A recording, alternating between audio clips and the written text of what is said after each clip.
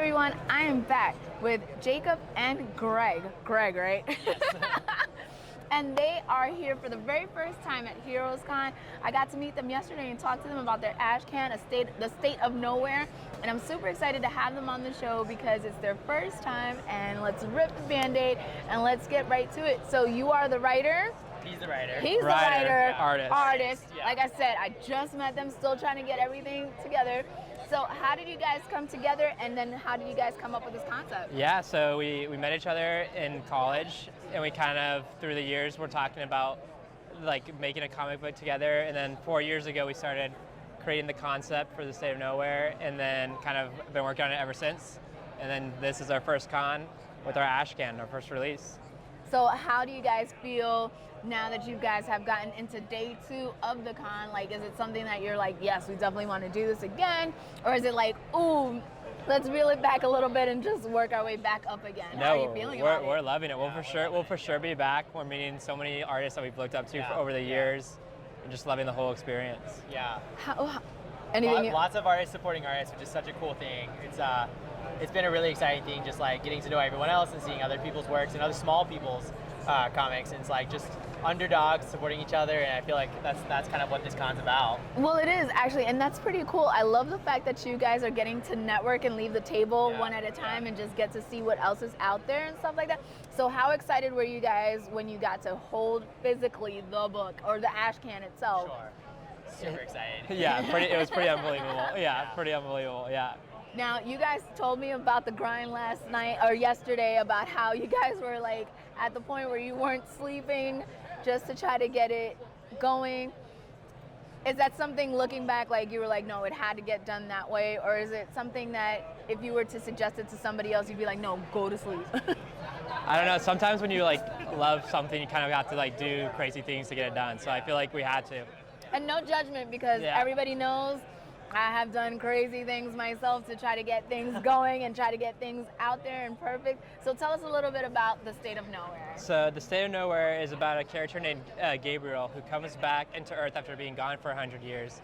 And he's tracking down his sister through a dystopian America. Ooh. So how did that concept come about? Whose idea was it actually? It was originally mine, yep. Well, just like we were kind of just like thinking about like a story that could like really like tie together like what's community versus isolation, and then just like using some of like the stuff that's going on in America and just like in the world, and then like kind of like elevating those things, and then having this character kind of like looking for what community through this like really broken like place. And you were, once you heard the concept, you were like, yes, totally. Yeah, I was sold for sure. Yeah. Now, how was it difficult to actually try to like, or not difficult, but were there bumps in the road with working with each other's ideas and visions, or were you guys just able to find that great workflow from the beginning? I think we both like really respect each other, and good. We crave like their critique, so we, like the more critique the better to us. So like I think it's always like really like excel with the critique. So I think it's been a good relationship. I don't know. What do you think? It's like, I think it's this brutal critique in such a loving way where it's like, you know that the other one just wants the best for the book, and so it's like when somebody's critiquing the other person's work, you know it's not personal, it's just wanting the best. So there's nothing really like hurtful about it. I like the fact that you two trust each other and trust each other in your own career fields to be like, I know what you said, I know you want the best for this. And that's important to work for a working relationship, because if not, without that, you guys would be like not here. So. What advice would you give to somebody that's like, we kind of want to try that? An hour every day. Find it at the same time and do it every day. The consistency of it all. You got it every day. This is super important. It's like, it can be easy, especially as an artist, to feel like if you can't dedicate, 4 or 5 hours, that's not worth it. But if you can find 15 minutes a day, that adds up. True, this is very true. One of the things that I love about the ash can is the timeline. How did you guys come up with the idea, let's throw the timeline in there? We gotta thank Jonathan Hickman for that. East of West has a timeline in there, and we're like, that's like a really good thing to include in our ash can, because we had a timeline of all the events like prior to leading up to this world, and we're like, well, we might as well show it and like build some world building there. So we've got the ash can. What's next?